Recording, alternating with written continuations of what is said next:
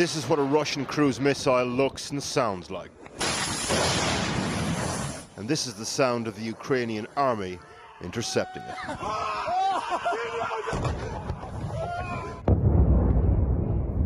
Of the 69 missiles launched at Ukraine today, 54 were shot down, according to the military. Again, an impressive hit rate.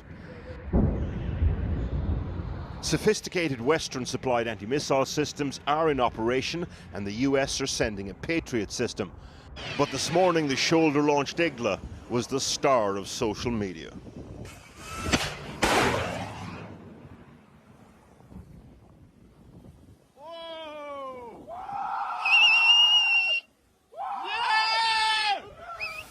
Some of the missiles reached their targets, though, like this one, destroying energy infrastructure in Ukraine's second city, Kharkiv. At points today, 90% of the city of Lviv in the west was without power, 40% of Kyiv itself. But Ukrainians are getting used to this, and power is often restored quite quickly.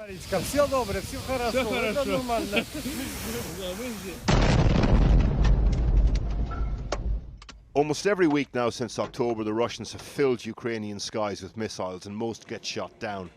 But consider this. One caliber cruise missile costs the equivalent of £5 million. Plus, if even half of today's attacks were cruise missiles, the Russians just spent at least £200 million this morning, knowing that most wouldn't reach their target. And with Russia running low on stocks of missiles, the question is, what's the point of all of this? The one thing you can say it is doing for the Russian war effort is it seems to be taking a great deal of Ukrainian resources, from what we can tell, to shoot these things down, and some Ukrainian attention. So it does have at least, while it is, I think, going to fail on its ultimate purposes, it does at least serve Russian interests by diverting the Ukrainians to put more into defense. Aside from tying up military resources and targeting people's heating and lighting, Moscow's also using these attacks as a political battering ram, an attempt to force Ukraine to the negotiating table. And finally, the missile strikes send a message to a Russian audience. A great deal of the propaganda is keep fighting, because the Ukrainians are having a horrible time. The Ukrainians are cold, the Ukrainians are miserable, this is what we're doing to them. And so it also seems to be having a Russian domestic political messaging purpose to show that the war is not the fiasco that actually on the surface it seems to be. Leonid Patkurin is 79. His analysis around Russia's campaign of missile strikes particularly pertinent. His home in Kyiv was destroyed this morning. Ну, тут у меня нет слов для выражения, как это назвать. Это, как говорится, как война есть война, всякое бывает. Но это не война, это преступление перед человечеством, такое висит. Every missile, every home destroyed drives another wedge between Ukraine and Russia. To underscore the point, last night the statue of Russian Empress Catherine the Great was removed from a square in Odesa. Will end up in a museum. This would have been unthinkable before the war. Symbols of colonial power for many take on a new potency when your country is being invaded. Joining me now is Alexei Goncharenko, the Member of Parliament for Odessa. Mr. Goncharenko, thanks very much for joining us. Now, it was a brutal set of strikes. What is the situation across the country? The situation is difficult. Millions of people are still without electricity, without running water, including my native Odessa, where I am now. Part of the city is already connected, but unfortunately, biggest part of the city is still not. So that is a difficult situation.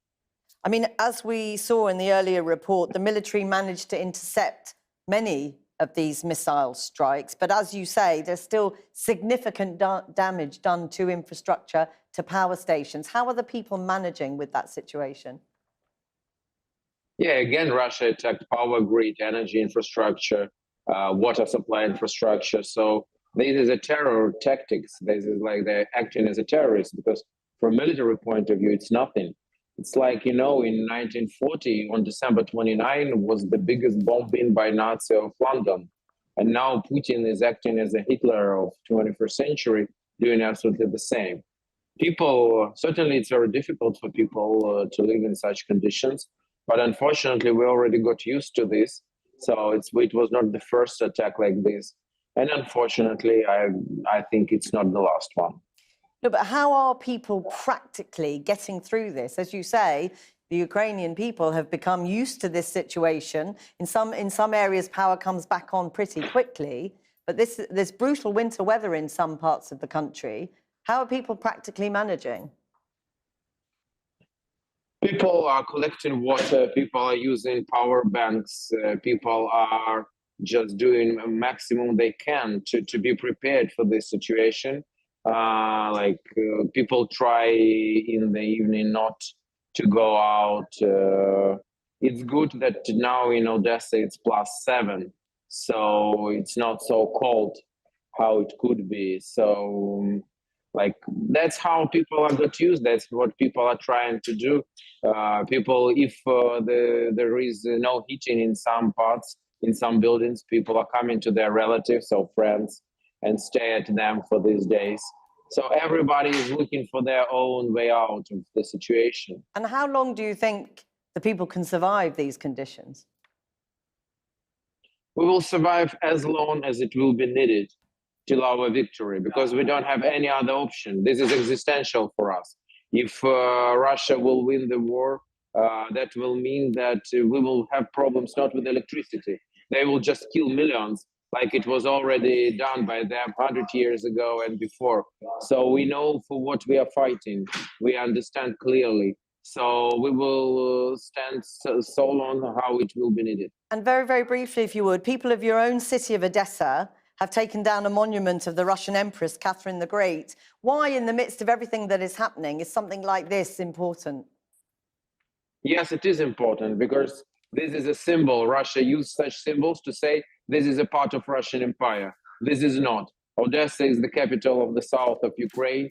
And yes, that was an absolutely right decision to take out such symbols. There are places in museums, not in the central squares of our cities. Alexei Goncharenko, thanks very much for joining us, and a little appearance from your little one there too.